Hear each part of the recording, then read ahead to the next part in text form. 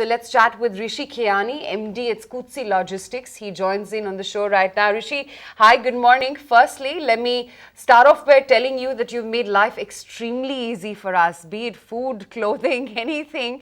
Scootsy is it.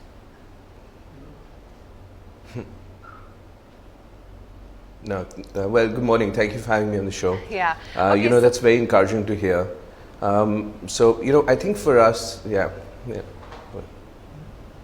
Yeah, indeed it is.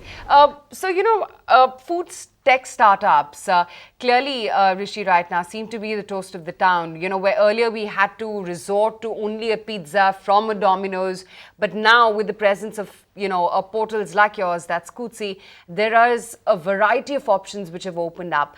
How has this changed the food dynamics? What's been your understanding? Have you seen a massive shift in consumer preferences when it comes to choices in foods that they're ordering right now, from junk like pizza, burgers, to something more healthy? Since now we have a plethora of other options available as well on platforms such as yours.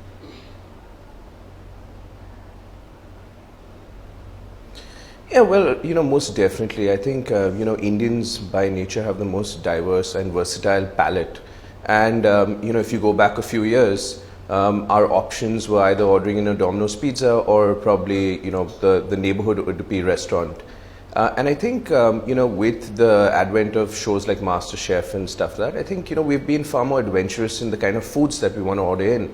And with a lot of the new restaurants, with a lot of the fine dining restaurants today opening up to the option of saying, let's have delivery as a viable option, and offering this food to their consumer, I think that today the customer's spoiled for choice.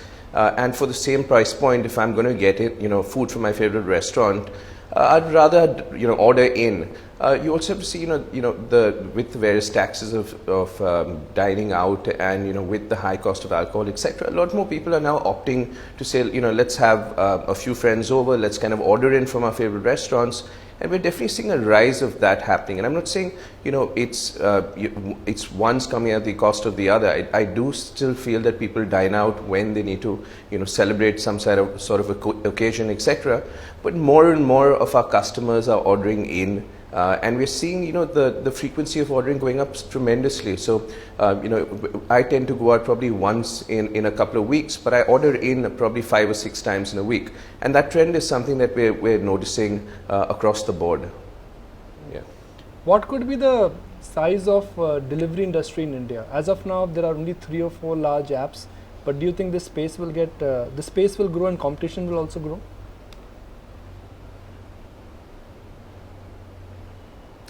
Yeah, absolutely. I think, in any industry which is at a nascent stage, you are going to see a growth. You do have, a lot of apps that have come out there, but each of these has their own unique kind of offering. We've chosen to kind of play in a slightly more niche space.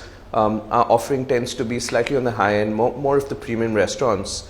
But you do have players across the board, and with the food space expanding, I think even if you look at the restaurants today, you're seeing far more experimentation in the type of cuisines. Indian food and fusion of Indian food has kind of really gained popularity. You're seeing a lot of new restaurants that are looking at international food trends, whether it's the Ethiopian or the Peruvian food. And I think, like I said earlier, the Indian palate is very versatile. We love diversity, and I think we are probably at a sunrise stage of this industry. Just if you look at the pure numbers that we have, we are doing about 3,000-4,000 orders in a single day, and this is primarily for high-end food, coming in from probably the city's best restaurants. Do you think delivery business is more like an urban phenomenon because there are options which are available? It's difficult to travel, so this business may do well in metros and, let's say, mini metros, but when it comes to an all India presence, the delivery business may not pick up because the options are limited, and B, it's easy to commute.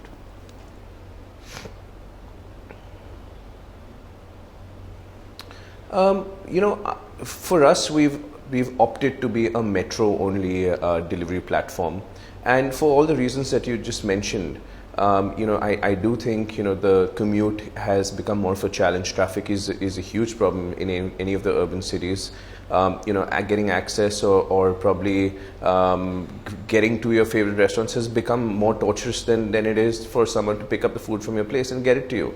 But that said, I do feel that there is an increase in probably dine out options in some of the smaller cities, and that'll probably lead to far more options, and as soon as that market kind of matures also, you will see delivery probably be a good viable option to say setting out.